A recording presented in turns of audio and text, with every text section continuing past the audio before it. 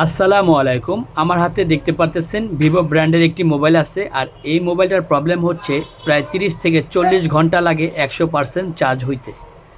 তো যখন আমি এআই চার্জারে লাগালাম তখন দেখতেছি এখানে 0.6 0.7 এম্পিয়ার টানছে। পরবর্তীতে আমি যখন মাদারবোর্ডটা খুললাম, খোলার পরে সেকেন্ড পিসিবিতে দেখলাম চার্জিং যেই কানেক্টরটা আছে সেইখানে শুধুমাত্র নেগেটিভ এবং পজিটিভ লাইনটা ওকে আছে, বাকি তিনটা লাইনের একটা লাইনও নাই এবং তিনোটা লাইনই কিন্তু মাদারবোর্ড থেকে উপরে গিয়েছে। তো এই লাইনগুলোকে খুঁচিয়ে খুঁচিয়ে আমি বের করে তারপরে জাম্পার ওয়্যার দিয়ে 5টা লাইনই ওকে করে দিলাম। 2টা লাইন আগেই ওকে ছিল, বাকি 3টা লাইন ওকে করলাম।